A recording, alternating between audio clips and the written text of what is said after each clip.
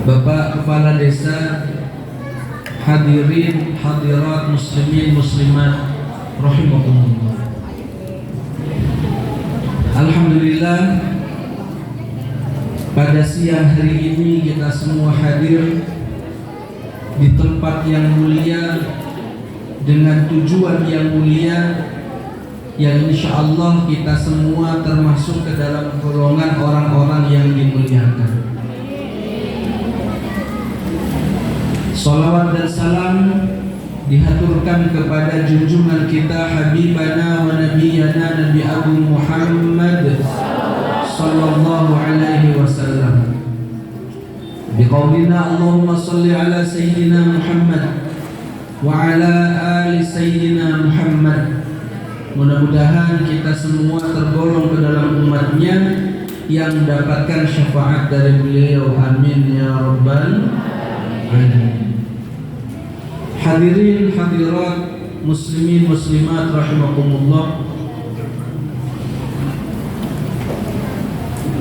Hari ini kita hadir di tempat ini. Tema yang diajukan ke saya adalah apa? Tema tentang tahun baru Islam, tahun baru Hijriah atau tahun baru Qamari. Tahun baru Islam ini pertama kali dibuat itu tidak di zamannya Rasulullah.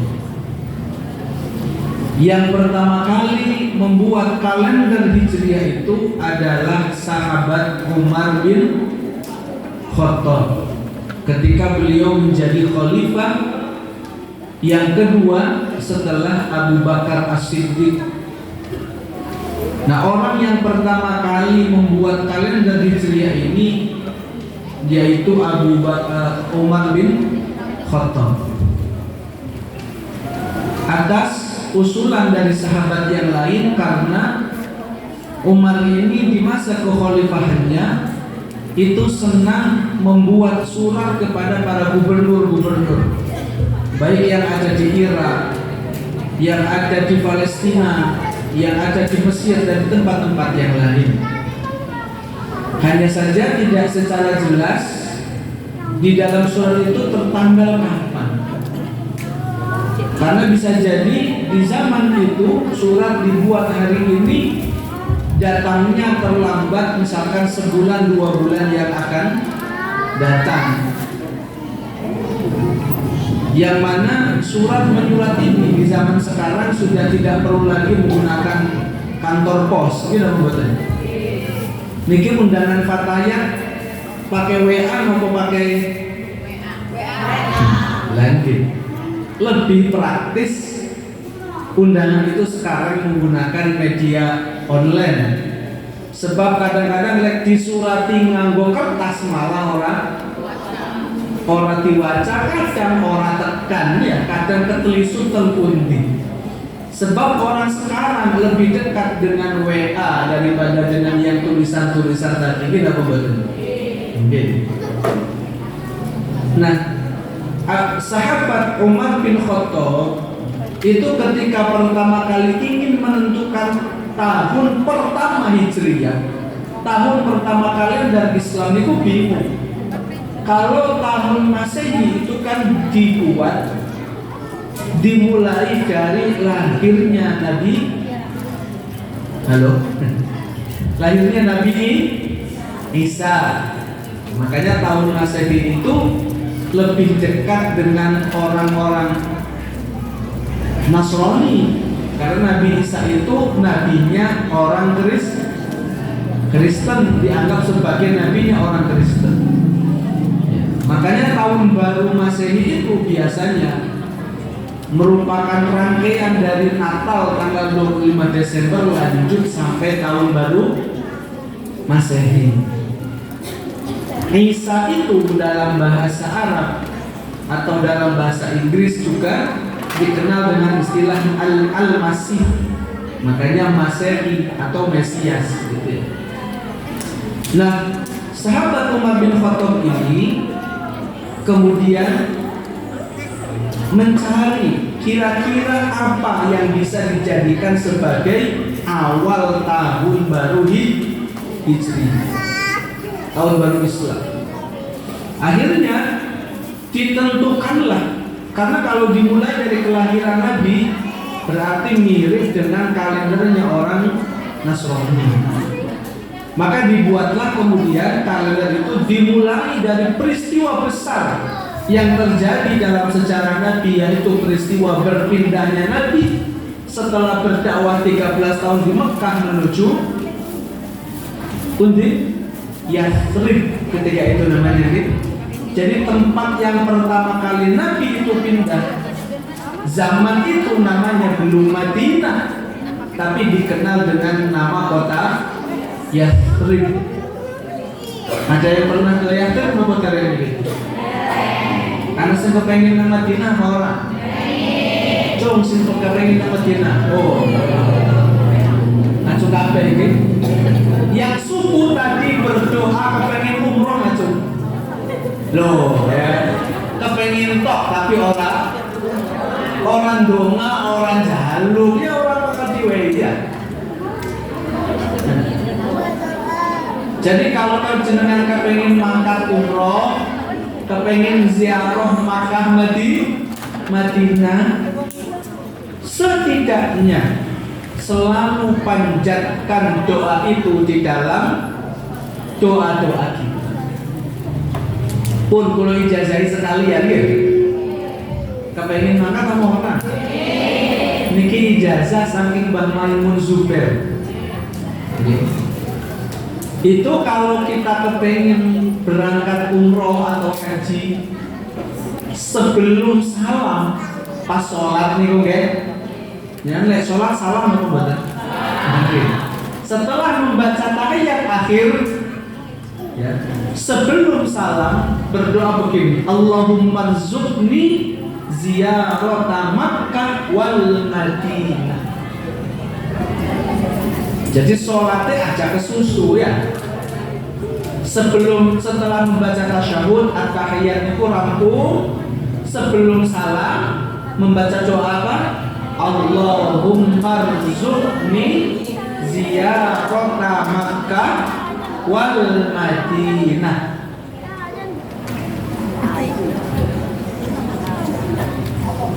Karena bagaimana mungkin kita itu akan dikabulkan oleh Allah keinginannya kalau doa saja tidak pernah, sambil sedikit-sedikit nabung buset 10.000 diniati tabungan ini tinggal umroh.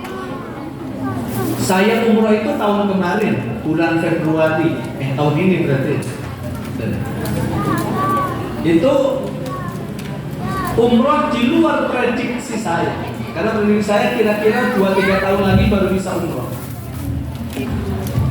Kira-kira 6 bulan sebelum saya berangkat umroh kemarin, karena haji itu menterinya sesuai banget ya. Saya itu menurut pendaftar dulu tahun 2017, itu hajinya tahun 2033 ya. Kena COVID kemarin dicek lagi sekitar tahun 2039. Jadi sesuai banget ya. Kebelet mau kebelet. Kepengen banget ziarah Makkah Madinah. Kira-kira bulan Juni-Juli itu saya sama istri bilang gini, Bun, ayo mancing Gusti Allah ya. Lek wong Sumba kan mancingnya iwak ya. Ayo nang Cilacap, nang kantor imigrasi nggawe paspor. Nek paspor regane pira? Nek 350.000, wong loro 700.000.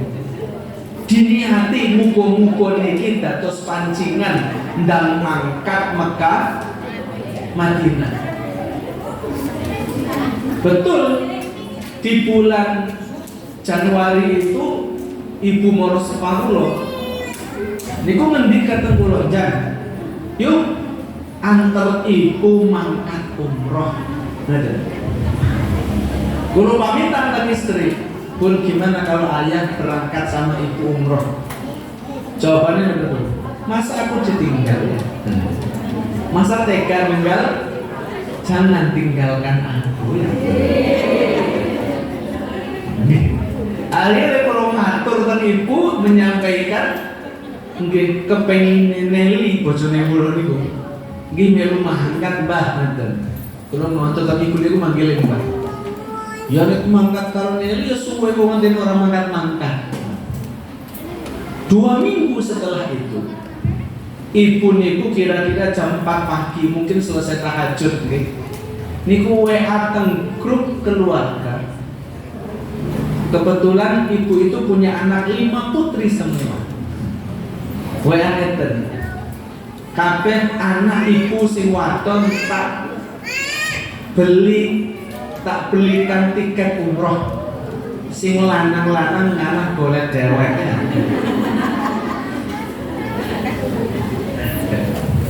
Tapi alhamdulillah hanya persiapan kira-kira 3 minggu. Kula ngecek tabungan cekap ya.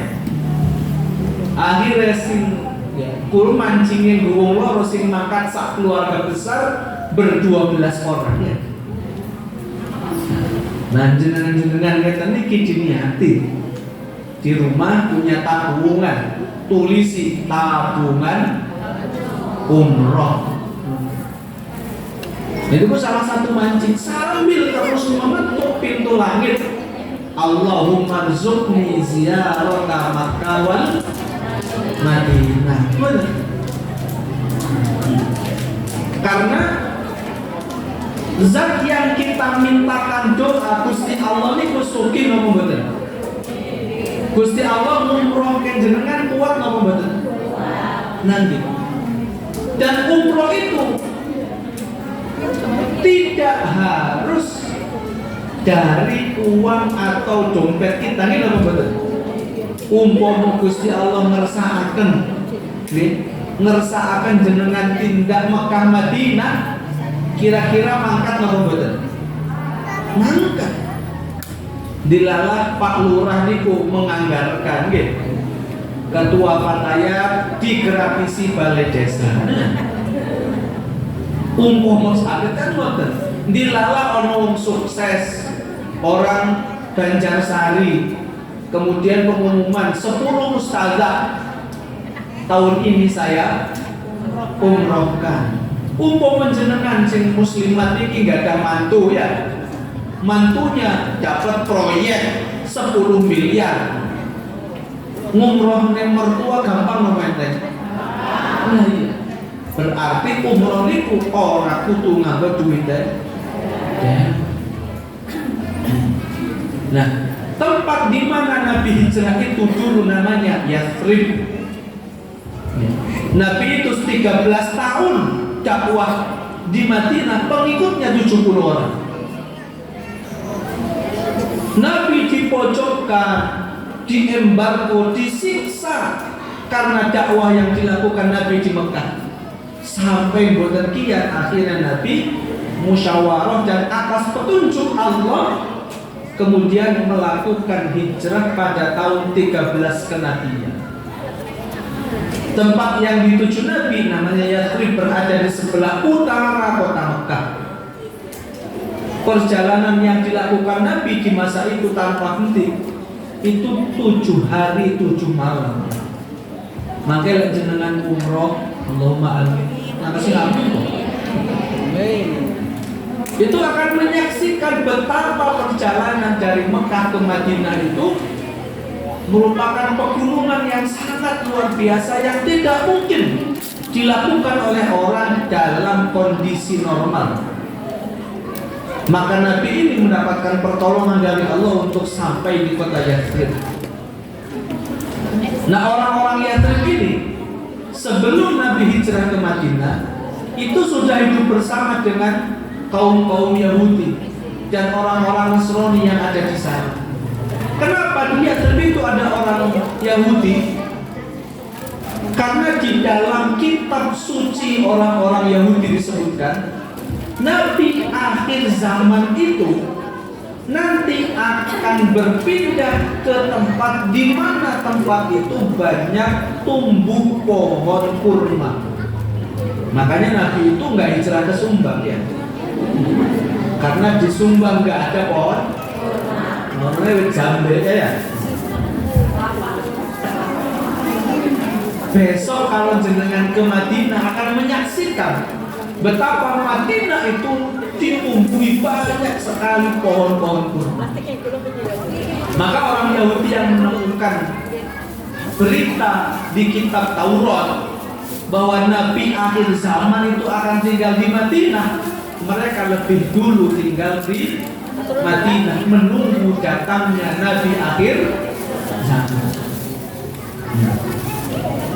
Di Madinah ini itu tempat di mana sering terjadi pertikaian. Senengannya wong Madinah ini tukaran, makanya namanya Yatrib. Yatrib itu artinya tempat pertumpahan darah. Di sana selalu terjadi perkelahian antara satu suku dengan suku yang lain. Nah, orang-orang Yahudi ini kalau tengkar, tukaran, gelut kalau wong Madinah asli itu selalu bilang begini, tunggu saja nanti Nabi akhir zaman akan menolong kami. Makanya ketika orang-orang Madinah ini mendengar kabar di Mekah itu ada seorang yang mengaku Nabi, mereka segera mencari kepastian. Jangan sampai orang Yahudi itu mendahului kita untuk bertemu dengan Nabi akhir zaman. Itulah kenapa di Baitul Ridwan mereka melakukan bait Aqabah, melakukan sumpah setia masuk Islam. Maka dalam sejarah dicatat ketika Nabi itu datang ke Madinah, itu orang-orang Madinah sudah menyambut kedatangan Rasul. Mereka sudah memenuhi jalan-jalan ingin menyambut mana Nabi akhir zaman. Yang kemudian terkenal ada syair nazoman yang dibaca oleh orang-orang Madinah, yaitu Tola'al Badru. Tola'al Badru alaina min zaniyatin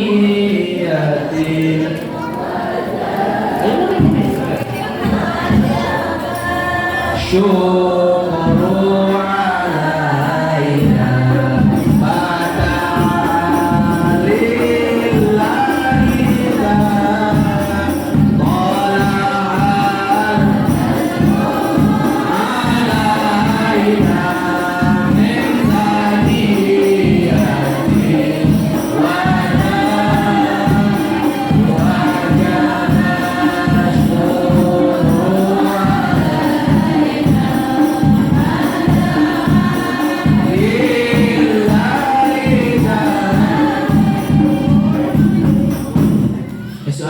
Sambung ya.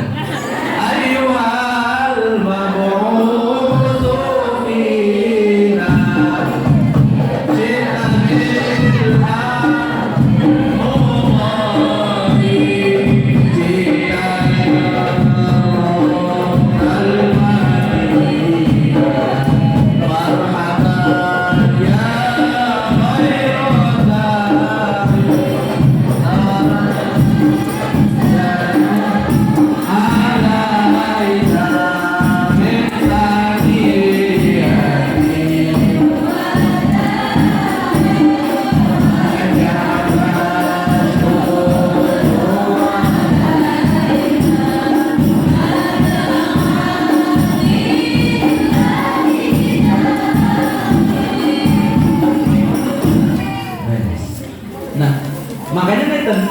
saya itu terkadang ketika saya mulai ke panggung kok Tola'al Badru niku arep mlaku niku rada sungkan nggih. Sebab Tola'al Badru niku asline nggo Kanjeng kula niki sanes Kanjeng Nabi ya. Ya ora usah Tola'al Badru ya. Karena orang-orang Madinah itu ketika Nabi datang melakukan Tola'al Badru alaina. Tolak itu artinya muncul, telah muncul atas kami Al-Badru, bulan purnama. Jadi Nabi Muhammad itu adalah manusia yang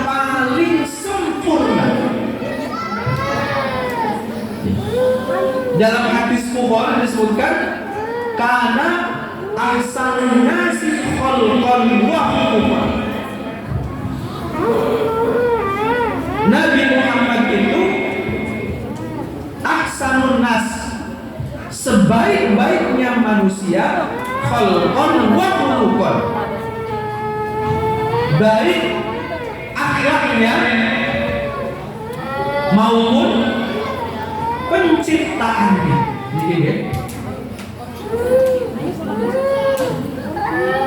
Nabi Muhammad itu tidak ada yang mengalahkan kebaikan akhlaknya dan kebaikan wujud gantengnya. Emang sehebat apa akhlaknya Rasulullah? Pernah suatu ketika ini biar kita tahu betapa hebatnya akhlaknya Nabi. Suatu saat Nabi Muhammad itu sedang duduk dan ditamoni para sahabat. Ada Abu Bakar, ada Umar, ada Ali, ada Uthman. Para sahabat ini beberapa itu sering datang ke Nabi lalu sowan. Ada yang menyampaikan masalah, ada yang curhat, ada yang banyak hal. Jadi kalau hari ini para kiai sering didatangi tamu, ini contoh ini pun wonten sejak zaman Rasul. Mboten angsal kiai ini pun nolak tamu itu mboten angsal. Tidak boleh kiai itu menutup diri merasa eksklusif, merasa punya privilege, itu mboten angsal. Kudu gelem ditamoni wong tokon dibayar. Jadi jangan sampai ketika orang jadi kiai kok ora usah wong begini. Bantar sari aja sok aku paling gawane tela karo dari umpama ya. Tidak boleh. Dari kalangan apapun kiai itu harus mau dekat dan mau menerima. Makanya nek ana wong mriki kono manggawa gedang yo tetep tak terima ya. Gedangnya ya. Wah, ya sawong ya. Jadi Nabi itu suatu saat sedang berada di rumah tenggalor dengan para sahabat. Tiba-tiba datang seorang sahabat miskin yang sahabat ini membawa semangkuk kecil anggur. Jadi orang Arab itu tandurannya utuh butin ya. Di sana pohon yang banyak itu ya kurma, anggur. Hampir sulit mencari wong sing nandur boleh ya orang ya orang tukul ya. Nah sahabat miskin ini punya pohon anggur yang itu panen pertama dibawa kepada Rasulullah, diterima dengan baik sama Rasulullah. Bapak ini anggur ya, diambil sama Rasulullah lalu ditaruh di mata, baru didata. Untung tamunya udah Bantarsari, Banjarsari. Ya, wong Banjarsari gawa dure nyong kok priwe aja ya.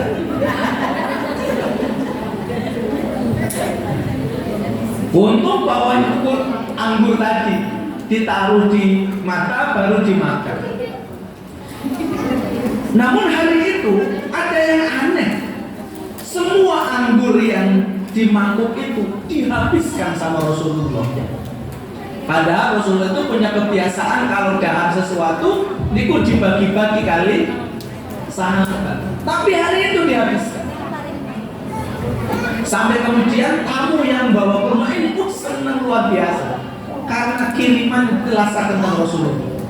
Dia pulang dengan riang gembira. Setelah tamu yang miskin ini pulang, sahabat lain protes ya, enak dipangan dewek ya, nyola di pakai ini. Apa jawaban Nabi? Wahai para sahabatku, ketahuilah semua anggur yang tadi diberikan ke saya kecut kabeh ya. Kecut kabeh. Aku khawatir nih, umpama tak kon nyicipi jenengan-jenengan iki, engko pokok semangat orang sing meringis ya. Itu contoh penjara. Kalau meringis kan nanti menyakiti jenengan. Lek ono panganan enak karo ora enak itu sing dhewe wong liya sing ndi? Nah kuwi bedane Kanjeng Nabi karo wong Banjarsari ngoten niku ya. Wong Banjarsari ini mulai enak timplok dhewek. Nek ora enak mbok kowe bae. Niku mboten. Akhlak Rasulullah niku sehebat itu. Sehingga para sahabat ini begitu kagum kepada kehebatan akhlaknya. Dan kepada kita pun Rasulullah mengajarkan begitu banyak hal. Pernah suatu ketika Rasulullah itu setelah sholat isya itu banyak sahabat yang menghadap kemudian menceritakan sampai Nabi itu pulang dari masjid rotok wengi, agak kemalaman, di mana ketika sampai ke rumah, ya kan, pintu sudah ditutup dan lampu sudah dimatikan. Rasulullah malam itu tidak berani gedor pintu karena khawatir mengganggu istrinya yang sudah tidur. Menurut sebagian riwayat beliau tidur di depan rumah ya. Dan di Arab itu biasa orang tidur di luar rumah itu sesuatu yang biasa lah, nggak kehujanan kalau di sana. Jajal sing mulih wong lanang sumbang nih. Lah iya, baru pengajian mulai jam 11 maupun jam setengah 1. Iku lek omahe dikunci bojone turu kira-kira dibuka apa? Apa milih turu pos kamling? Lagi, kuwi bedane Kanjeng Nabi karo Kanjeng napa? Kanjeng bojo iki bedane apa? Wong lanang kene lek toko wong kene gedor pintu nang mboten. Umpama wong latani. Oh, digedor tambah seru. Engkau bojone karo piye buka lawan ya. Turu apa mati ngono. Ora tangi-tangi kan. Lah, niku bener. Niku akhlake Kanjeng Nabi.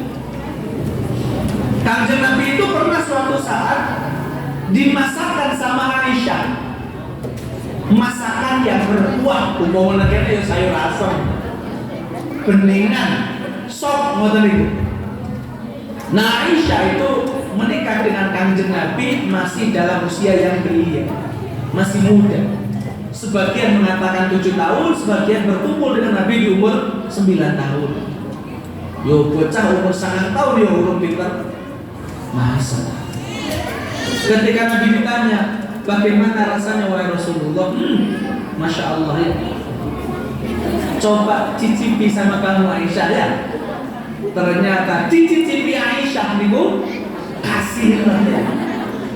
Jajal sing nyicipi ki wong. Umpama sope kemudian kasih ta.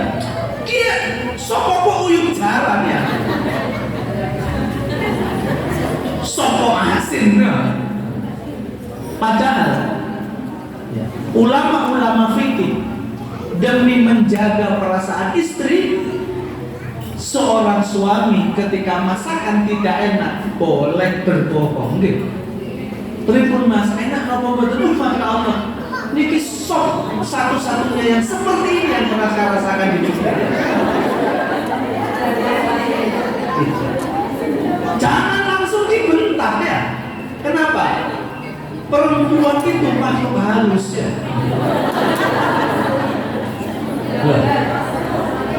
Gitu betul. Dia dari pagi sudah ke pasar, ya kan? Sudah ngeracang-ngeracang bawang, berambang, ngeracang sayuran. Bariku di sop. Ini kan sebuah karya yang luar biasa yang harus kita hargai ya. Kok kemudian kesel-kesel hati mana yang tak tersakiti? Maka demi menjaga perasaan istri, di dalam fikih laki-laki suami itu boleh bohong kalau urusan masak, tapi dia kelapi mandi ngajak ngerombol ya. Itu boleh. Karena apa? Kalau langsung dibentak saat itu, ya nanti orang masak seumur hidup ya. Makanya gini, Rasulullah itu ketika menasehati kami para lelaki itu bilang begini, istausu bin nisa'i khairan, nasihatilah istrimu dengan cara yang baik. Fa innaha khuliqat min bila'in aqwaj, karena perempuan itu tercipta dari tulang rusuk yang bengkok. Intahatta, kalau kamu berusaha untuk tukimu meluruskannya, kasar tahu maka kamu akan mematahkan tulang rusuk itu. Wa in taraktahu, sementara kalau kamu biarkan, la yazalu aqwaj, tulang rusuk itu tetap bengkok. Jadi Nabi saja bingung menghadapi perempuannya. Perempuan itu koyo iko, seperti tulang rusuk, diluruskan patah, dibiarkan bengkok. Ini kan bingung ya. Dimarahi nangis, dibiarkan kurang ajar ya. Ini komentarnya. Terus gimana? Kata Nabi, istausu bin nisa'i khairan, harus nyari momentum, waktu yang tepat, keadaan yang tepat, baru dinasehati. Jadi kalau ada istri melakukan kesalahan, ajak tawaf dulu ke Rita Supermall ya. Ajak tawaf, baru nanti diberani masuk, nek masak, dicicipi disin ya. Kasih nama orang, kurang uya apa orang, apakah yang uya, dicicipi disin. Ngoten nggih, Mbak, ngoten nggih, Dek, ngoten lho. Aja langsung di cuman. Kenapa? Perempuan itu makhluk.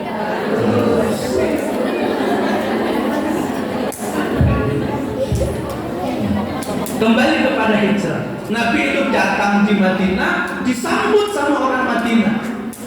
Semua orang di Madinah itu kepengen rumahnya dikunjungi Rasulullah. Pun Nabi tenggene pulau mawon, ya kan? Saking senangnya menyambut Rasulullah. Nabi kalau memilih salah satu dari orang ini, yang lain nanti cemburu, ya kan?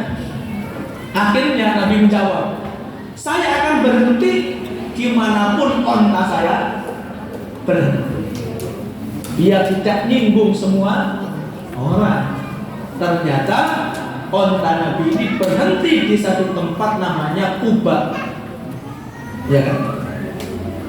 Di tempat yang lapang ada daerah namanya Kuba. Makanya disitulah kemudian Nabi membangun masjid. Jadi masjid yang pertama kali dibangun oleh Nabi Muhammad adalah Masjid Kuba. Kira-kira 5 km dari Masjid Nabawi. Kalau masjid yang pertama kali dibangun, Ka'bah, yang membangun siapa? Nabi Ibrahim. Masjid yang pertama kali dibangun sama Rasulullah namanya Masjid Kuba. Benjil dengan teng Madinah. City tour, no city tour nih, untuk city.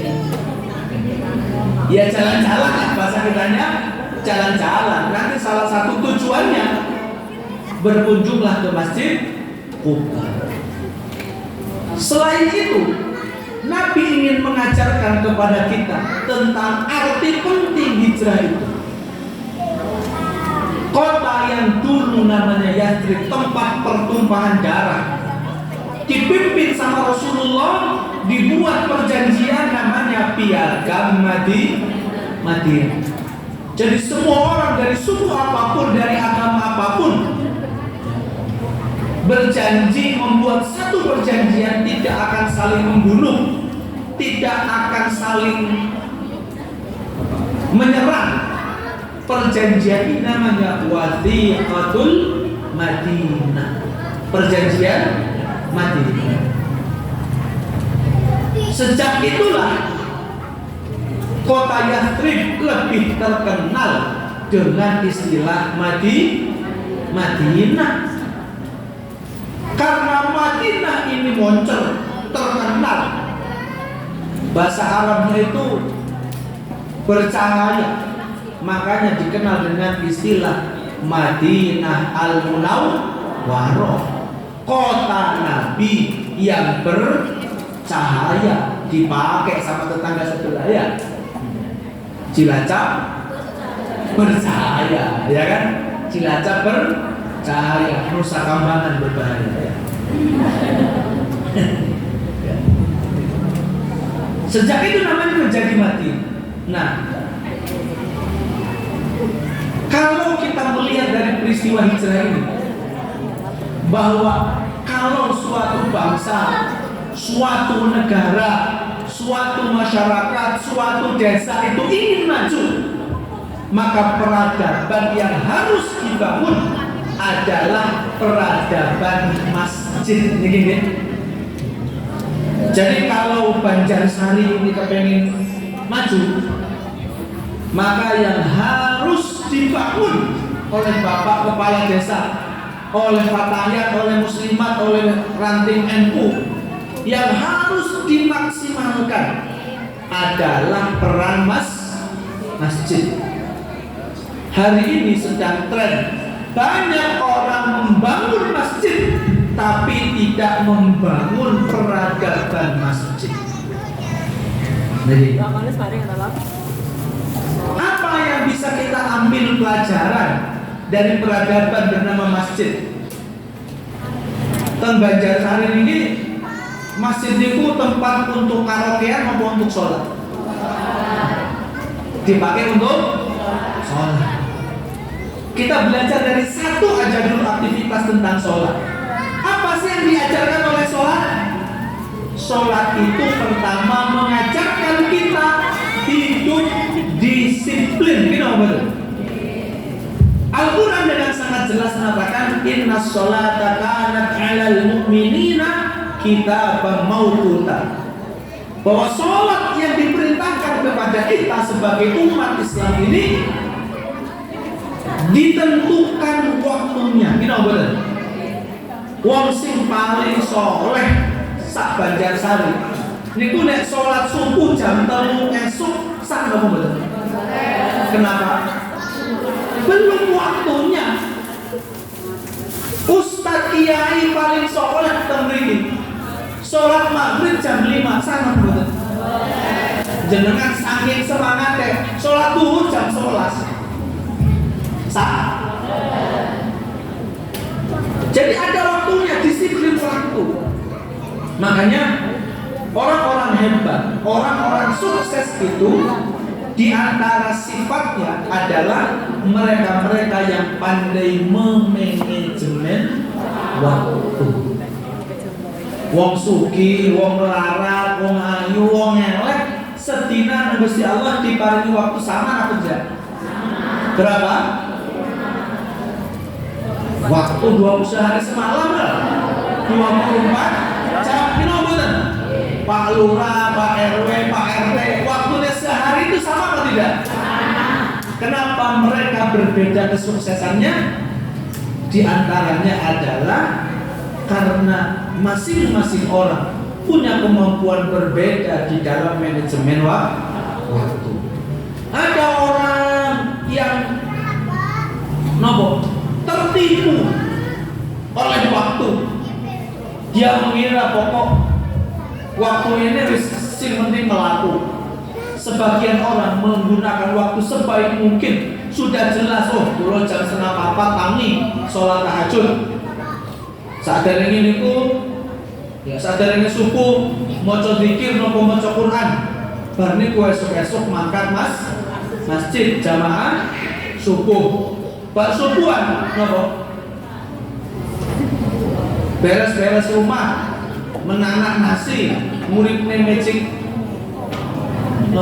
Magic kok mau magic je? Mau menanak nasi, biar kan tak betul. Pawon, saat ini kan pun betul-betul pawon ya. Oh masih ada, masih ada.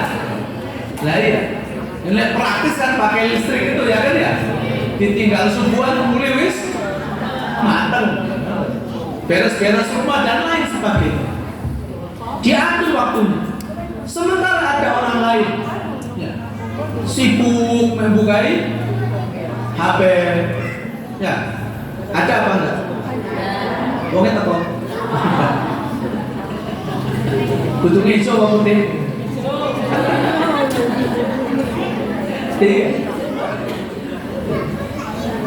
Itu soal manajemen waktu. Karena sifat dunia yang kita tempati ini itu banyak sekali yang menipu kita. Wa mal hayatud dunya illa mata'ul ghurur. Kata orang begitu. Tiadalah kehidupan dunia ini kecuali kenikmatan yang menipu. Bahasa sekarangnya, tiadalah kehidupan dunia ini melainkan kabeh niku editan. Makanya filosofi Jawa di dalam kita mengarungi kehidupan ini, kuncinya adalah sawah sinawah. Tidak ada orang yang benar-benar bahagia di dunia ini. Kenapa? Kalaupun kita ketemu orang yang selalu tersenyum, senyumannya sejatinya sedang menutupi luka yang tidak kita lihat. Loh iya, semua orang kabeh duwe ujiannya masing-masing. Orang mengira naik wong niku numpak mobil itu enak ya. Ada orang nih naik mobil ya. Sebagian orang sedang matun nang sawah, deleng ana mobil lewat. Ya, sing jare nang sawah, enak temen ya numpak mobil, enggak kena sinar matahari ning jero ana AC, ana minumane, ana cemilane, enak temen ya urip kaya wong. Padahal sing jare nang jero mobil, enak temen ya dadi wong kaya. Orang mikir utang, mangan apa bae enak nyong, dokter oleh makan sate, kalau oleh makan ya iya. Jadi semua kehidupan itu aslinya masing-masing di level tertentu ada ujian. Oleh karena itu, cara terbaik agar kita mampu menikmati hidup, berhenti bandingkan hidup kita dengan hidup orang. Nanti kita pasti akan menemukan bahagia. Sebab kalau orang itu terlalu membanding-bandingkan dengan orang lain, apa? Bahagia. Jenengannya kalau HP bisa bahagia apa tidak? Ini kok lek bandingke karo kancane. HP ku esi. Napa? Kancaku wis Apple ya, aku esi. Si Android ya. Jenengan mangkat Fatayatan ya. Kancana wis gelangan emas ya. Jenengan ambil bahagia ya.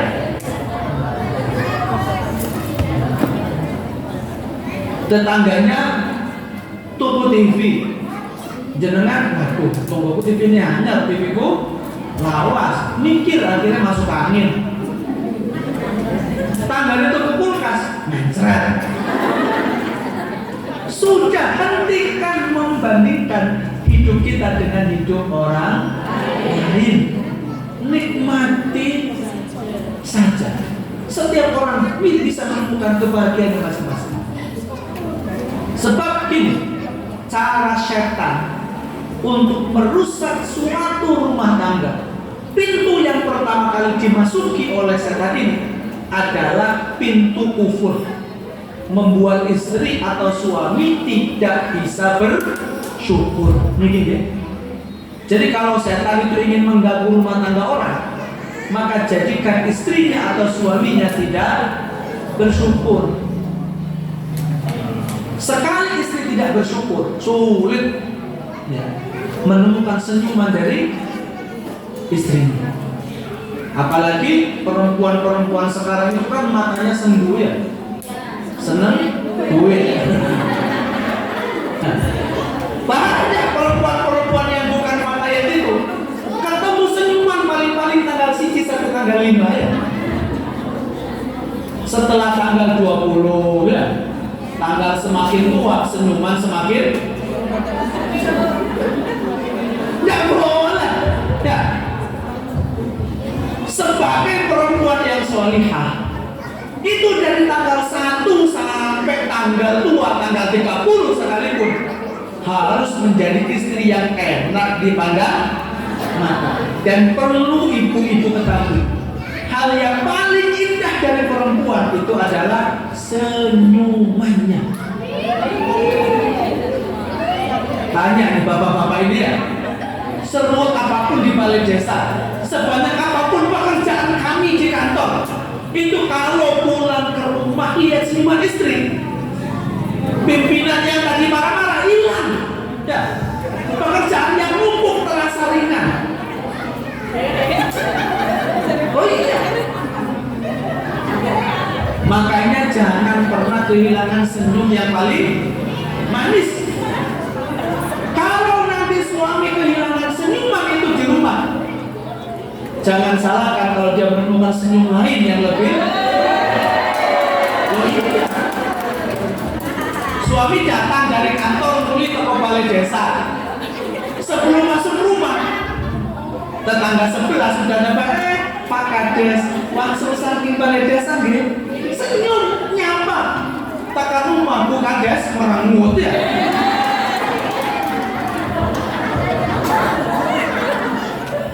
Kalau nanti Pak Kades berpindah ke lain hati,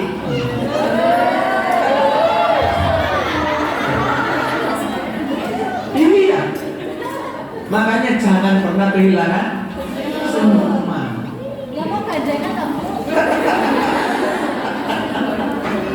Lah iya.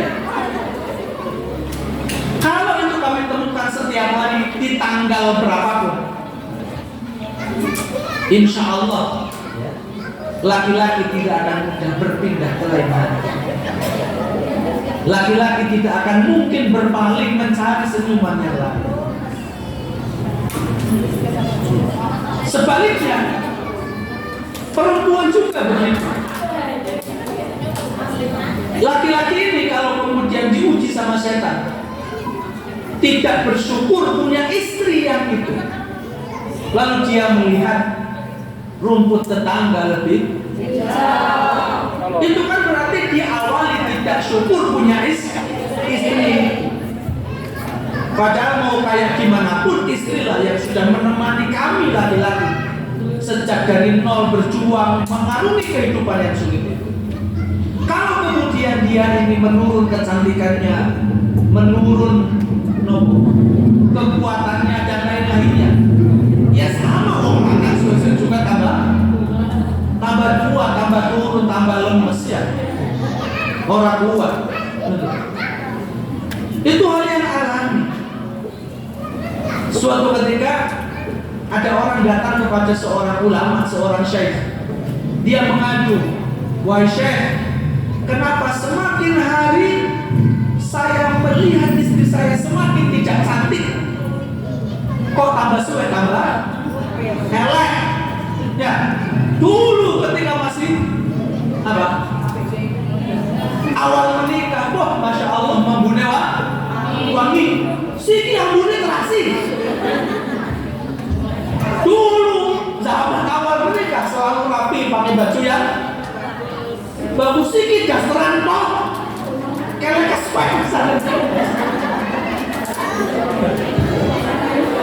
Dulu ketika masih pakai ambune wangi sedikit, ambune tarason.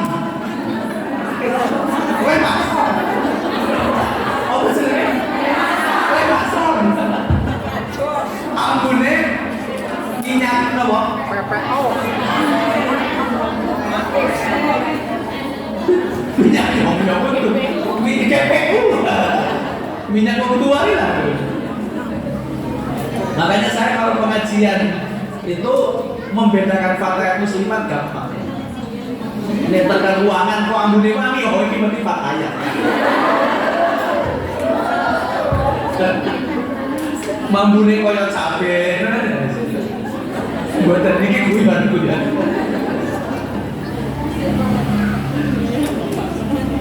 Orang itu datang kepada Syekh mengatakan, kok saya suwe saya apa jawaban Syekh? Itu terletak pada kesalahanmu. Sebab kamu tidak pernah menundukkan pandangan. Kakek dalam fatayat muslimat jadi tidak menarik lagi. Makanya di dalam Al-Quran kepada laki-laki itu diminta untuk ghodul basar, menundukkan pandangan. Jadi kalau di jalan, apalagi zaman sekarang, sulit menjaga pandangan. Saya ini kalau berangkat ke kantor, ngampus, itu dari pondok sudah bismillah, bismillahirrahmanirrahim, bismillahirrahmanirrahim. Wis tak kocok kabeh buku-buku aku selamat tekan kantor. Itu keluar dari pondok, pasti selamat. Nek tekan jalan Sunan Bonang, wis angel ya. Nyetir mobil, nang harap opo. Lah iya. Nah iya. Ada orang dengan pakaian yang ini bukan angel ya. Merempul anak ya. Melek mumpung anak ya kan. Lah iya. Karena angel terus. Menjaga pandangan itu tidak mudah. Tapi ini harus kami lakukan. Karenanya Rasulullah mengajarkan kepada para suami itu kalau di luar melihat perempuan yang menarik hatimu, menggugah syahwatmu, dan mulih nang Banjarsari. Wong wadon sak dunya niku padha kabeh. Kata Nabi al-bud'u wahid. Ngono aniku siji. Wong wadon sak dunya padha kabeh. Meh beda kesine tok. Maka kalau ada suami pulang dari mana tiba-tiba nopo? Nggih, ngoten niku. Tiba-tiba meminta nyuwun, mohon dilayani. Nggih. Karena perempuan terbaik itu perempuan yang setia, Ibu. Perempuan yang setia. Nek bojone sak jenengan ya.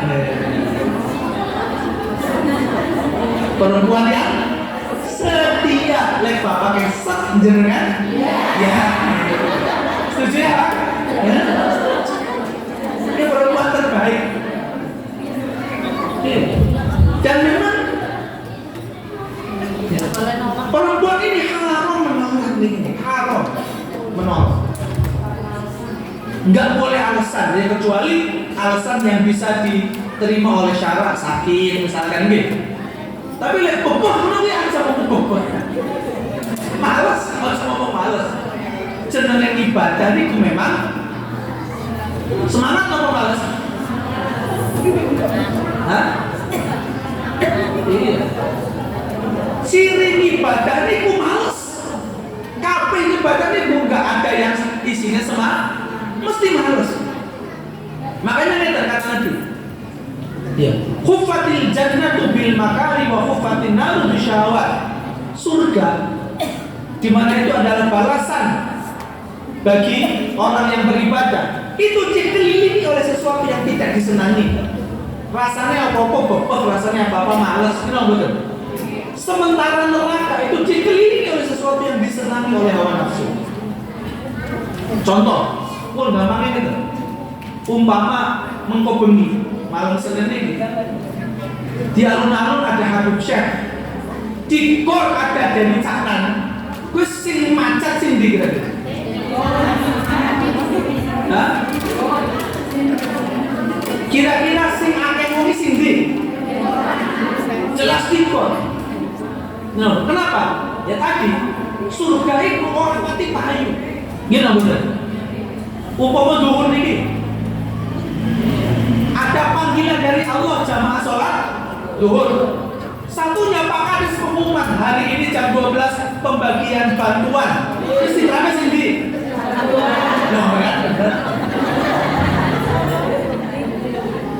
Jadi kok ibadah itu males memang. Ibadah itu dirancang sama Allah, tidak disenangi oleh hawa nafsu. Berarti yang jenengan arep ibadah kok males tidak makan. Hari itu, saat itu berarti jenengan mengalahkan setan, mengalahkan iblis. Nah kalau kok diajak suami rasanya malas, berarti air malah enggak makan, ya kan? Air enggak saset, berarti jenengan sedang mengalahkan setan. Sebenarnya secara aturan fikih, perempuan itu setiap malam sebelum tidur niku harus tanya kepada suami, Pak, dalu niki wonten pertandingan apa mboten?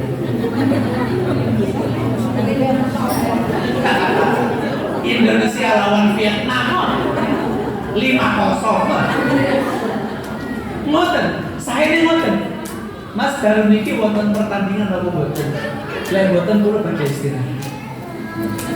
Ora kesel ya wis istirahat. Ngoten. Niku saya ini ngoten. Pakaian si ngoten iki ora wong sing ngoten. Lah, niku bagusnya seperti itu. Jadi kepada perempuan, laki-laki itu kalau dalam urusan yang kecil-kecil tadi diperbolehkan berbohong. Akhlak suami istri ini harus dibangun.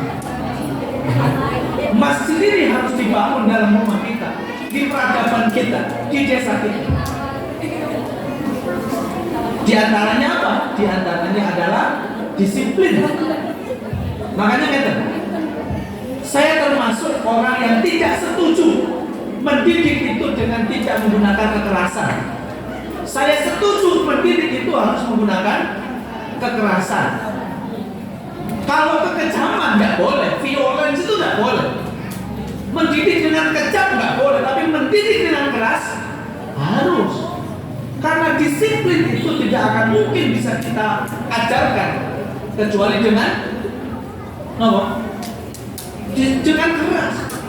Anak kita ketika umur 7 tahun, itu lek boten dikeras, kira-kira tani subuh apa orang? Hanya saya itu kalau anak saya sudah umur 7 tahun, subuh ke orang tani, tak junjung kamar mandi, tak gendong. Nanti sambil saya didik, saya tanya, Mas itu besok kepengen nggak bareng-bareng sama ayah punya ke surga? Ya mau, ya kalau mau, kalau subuh bangun. Kenapa saya ucapkan ini? Orang tua yang membiarkan anaknya nggak sholat subuh, itu berarti rela anaknya dibakar oleh api neraka. Ini betul? Iya. Kira-kira jangan anak kayak kobong itu angsal apa betul? Jangankan di akhirat, andaikan ada rumah kebakaran, di situ ada anak sedang tertidur. Kira-kira orang tuanya itu sudah sampai benati orang apa benati. Kira-kira mau tahu apa betul? Tikukan apa betul? Orang tani. Junjungan dia, di putunya motor.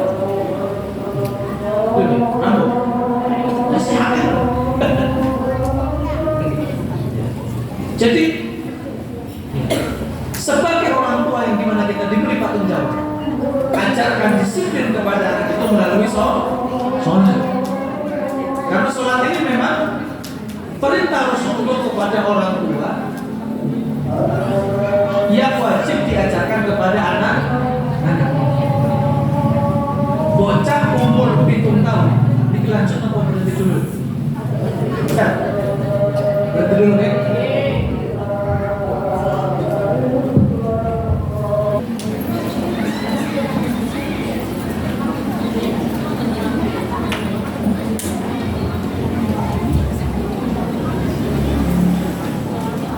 Di umur 7 tahun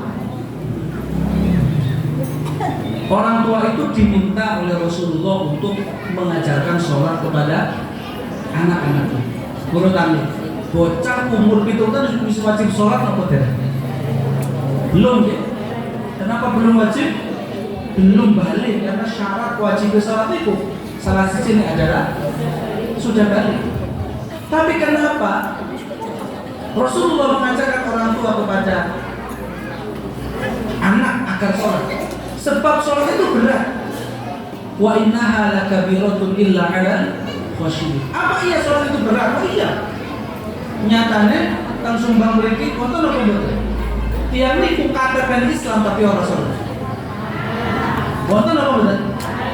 Kambare sama gue. Ya, itu bukti bahwa sholat itu berat dilakukan. Banyak orang Islam tapi orang sholat.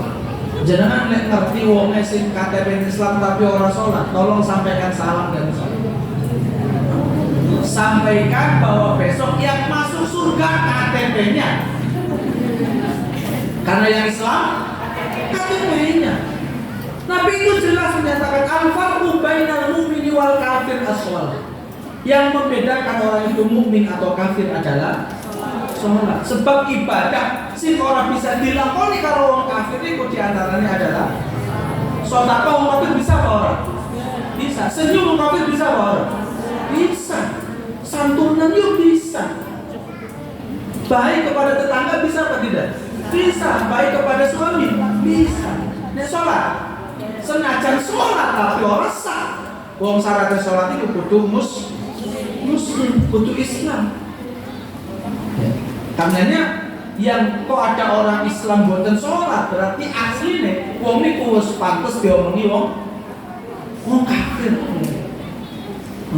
Dan perlu kita ketahui sholat niku angka 1 niki. Lha apa maksudnya angka 1?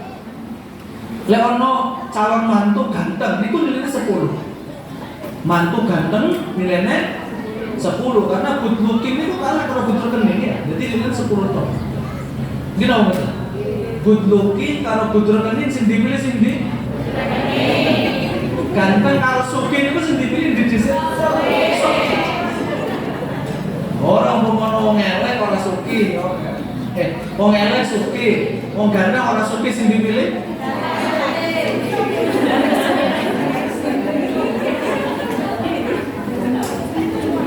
Biaya skincare mahal. Ganteng 10, ganteng sugih 1 sebenarnya. Ganteng sugih darah biru 1000. Tapi kalau nggak punya akhlak, angka siji dihilang. Pinten? Orang itu haji, zakat, puasa. Niku nilai 1000. Tapi lek orang sholat, angka siji hilang. Tidak akan dihitung sama Allah. Ibadah-ibadah orang sebanyak apapun kok orang sholat, ini jangan harap nanti ibadahnya akan dihitung sama Allah. Karenanya satu-satunya ibadah yang tidak ada alasan boleh tinggalkan hanya sholat. Wong meriang sakit, kata dokter jangan puasa, boleh nggak ada puasa? Boleh. Orang yang melakukan perjalanan ke Jakarta, ke Surabaya, angsal boten puasa? Boleh. Boleh apa tidak ada puasa? Boleh kalau tidak buat nanti diganti di waktu lain. Orang itu boleh tidak ada haji? Hah? Jangan kenapa tidak haji? Dosa apa orang? Karena syaratnya haji itu butuh manis atau ayat sabila. Orang Islam wajib zakat kafir atau betul? Orang miskin. Orang duit beras belas wajib zakat, malah berhak menerima zakat. Ya. Tidak semua orang wajib haji, tidak semua orang wajib zakat. Orang apa yang butuh puasa, ya kan? Tapi ada nggak orang yang boleh tidak sholat? Kalau sakit, ya. Jadi orang sholat, nyuruh meriang, yuk tetap wajib sholat. Jadi orang sholat, aku musafir perjalanan ke Lampung, dia tetap wajib sholat, hanya boleh diskon ya. Jamak dan kosong. Orang yang boleh tidak sholat itu satu mati, ya kan? Yang kedua gendeng. Jadi orang sholat benar, yang gendeng, lah itu boleh. Ya. Jadi nek jenengan gendeng orang sholat orang apa? Ya. Karena tidak ada alasan, nggak ada alasan. Sakit tidak bisa jadi alasan, musafir tidak bisa jadi alasan. Orang itu kalau sakit, misalkan nggak kuat berdiri, silakan duduk. Nggak kuat duduk, silakan mutoji aturan miring. Kok turun miring kalau kuat? Mustalqiyan, melumah, kepalanya di timur, kakinya di barat, sholat. Kok ternyata di sholat kuat, boleh pakai isyarat, merem-melem itu ansal. Asal dia masih sadar, tetap wajib sholat. Kecuali dari orang sholat nyamus mati lah, boleh. Atau nyom, boleh, silakan. Tidak ada. Kenapa? Saya bilang tadi, sholat itu angka 1. Makanya Nabi bilang ini, awal ma yuhasabu bihil abdu yawmal qiyamah sholat. Yang pertama kali dihisab di hari kiamat itu adalah idza sholuhat sholuha sa'iru amali. Kalau sholatnya baik, dilakukan dengan benar, dilakukan dengan istiqomah, amal yang lain aman. Tapi wa idza fasadat, kalau sholatnya rusak, sholatnya tidak sah, apalagi tidak sholat, fasadat sa'iru amali, amal yang lain juga ikut hilang, tidak dihitung sama Gusti Allah. Makanya kita ini, ayo jadi orang tua yang benar-benar memperhatikan sholatnya anak. Kalau anak belum bangun subuh, anak belum melaksanakan sholat, orang tua wajib marah. Makanya saya itu kalau urusan sholat, urusan ngaji kepada anak, tidak ada daya tawar. Dia akan tahu benar, ayahnya akan marah kalau di waktu sholat anaknya belum sholat, anaknya belum ngaji, waktunya ngaji. Urusan yang lain, nilai kuliah kayak nilai sekolahnya kayak gimana, rapatnya kayak gimana, kulo mboten pati nuntut. Saya dikasih rapot anak saya, nilai bahasa Jawanya nek 80. Oh, berarti memang passion dia, senangnya dia itu tidak di bahasa Jawa. Saya lihat, oh, yang bagus matematikanya, yang bagus bahasa Inggrisnya. Oh, berarti nanti saya kembangkan anak ini di bidang modern. Orang butuh aplikasi, yang harus kita jaga itu tadi kedisiplinan dia dalam melaksanakan sholat, hitungan, ngaji. Sehingga dengan begitu kita benar-benar mempersiapkan generasi emas terbaik untuk Indonesia dan NU di masa yang akan datang. Jadi disiplin itu harus diajarkan dengan kamu, tidak bisa. Ya, tidak bisa orang itu begini. Sholat gimana? Betul sholat betul nopo. Tidak bisa. Kudu sholat. Karena sholat ini harga. Lalu yang apalagi yang diajarkan oleh sholat banyak. Ada jamaah, ya kan? Ada kebersihan, ada kekompakan dan lain-lain. Tapi waktunya sudah habis. Kapan-kapan maningnya silaturahim. Ya, mudah-mudahan yang saya sampaikan bermanfaat. Mudah-mudahan tahun baru Islam ini benar-benar menjadi semangat baru bagi kita untuk berjuang membesarkan NU. Mudah-mudahan dengan kita gabung di NU, mendapatkan doa Mbah Hashim, terus husnul khotimah saat itu dia. Mudah-mudahan kita diberikan rezeki yang melimpah, rezeki ingkang kathah, urip ingkang berkah, dan putu anak cucu yang saleh salihah, ala hadiniyah wa bi kulliyatin salihah wa bi wasilatin Mbah Hashim. Al-Fatihah. Alhamdulillah. Ya